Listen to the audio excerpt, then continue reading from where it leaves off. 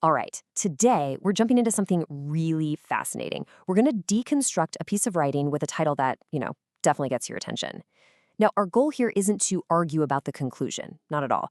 We're here to trace the very unique, very personal line of thought that takes the author from this deeply private experience all the way to a huge political statement. It's a winding road, for sure, so let's walk it together. Right out of the gate, we get hit with this perfect contradiction. I love you. Please let me tell you a story. And then, in the same breath, or don't. I couldn't care less if you paid me. This isn't just a clever hook. No. This is a giant blinking sign telling us that we're about to follow a train of thought that just plays by its own set of rules. This is our ticket into a very, very specific worldview. So where does a worldview like this even start? Well, it begins with one single life-changing event. The author calls this moment their singularity, and believe me, it is the absolute foundation for everything else that comes after. It's not just a memory, it's like a wound that sparked a whole quest for understanding. And here it is, in the author's own words. This singularity was just so powerful, so abundant with lessons, that one was definitely more than enough. You get the sense that this wasn't something they went looking for, but something that happened to them. An event that just completely reshaped their reality. So for the author, a singularity is this moment of just intense personal crisis that somehow forces a whole new kind of clarity.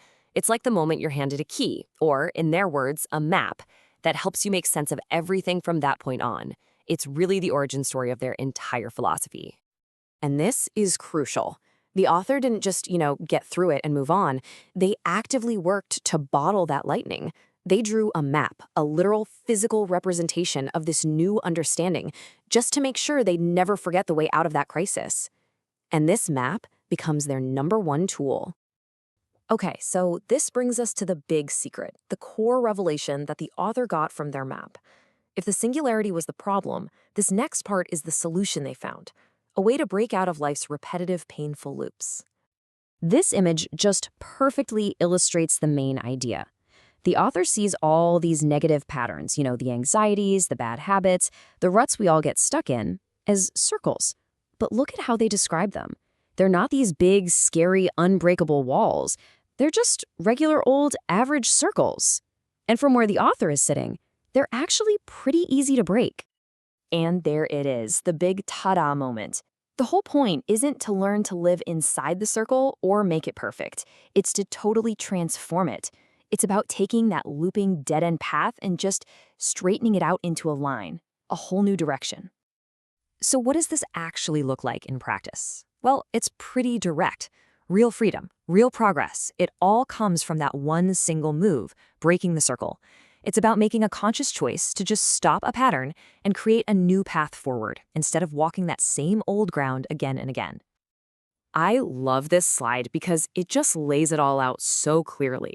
On the left, you've got that stuck feeling, being forced to relearn everything over and over. But then on the right, you see this total liberation. The author becomes their own automatic yes machine, creating their own momentum with this playful energy. Just break the circle and say, we.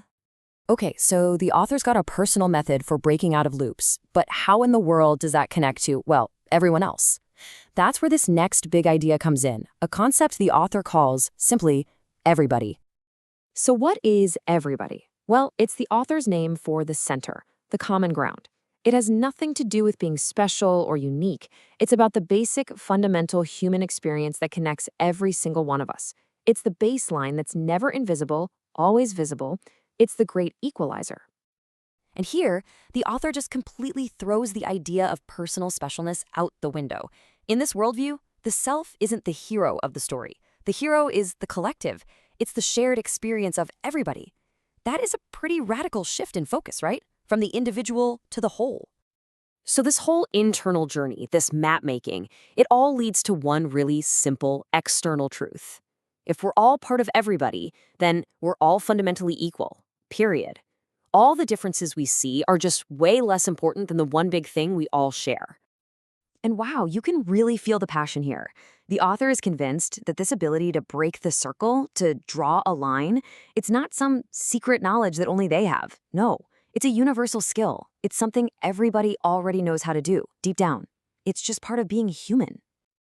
And now we've reached the final act.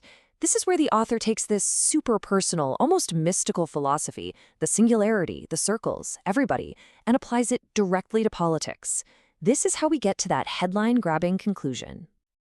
So how does the author organize their world? Well, it's laid out right here in this hierarchy of protection. It starts with family, then the self to protect them, and then, boom, Donald Trump is put right there in the role of a protector. This creates a very direct personal link that's going to set up the whole final argument.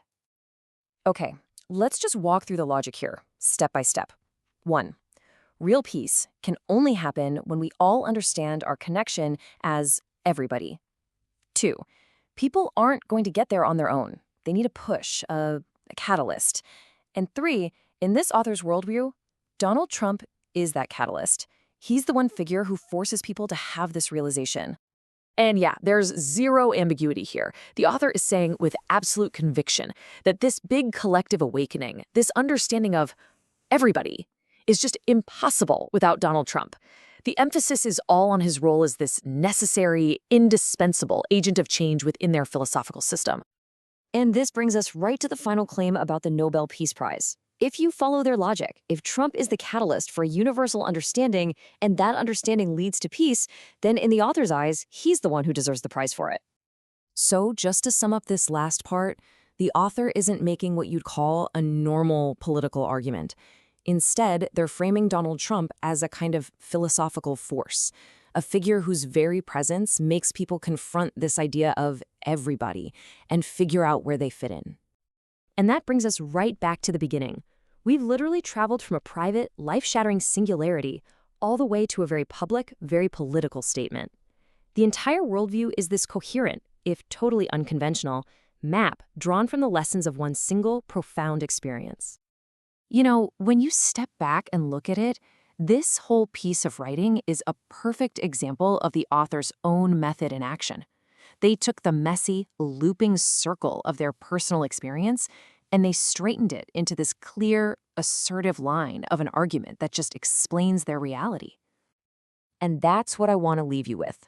Really, no matter what you think of the conclusion they reached, the journey itself is just a wild look at how a person can build an entire reality from their own life.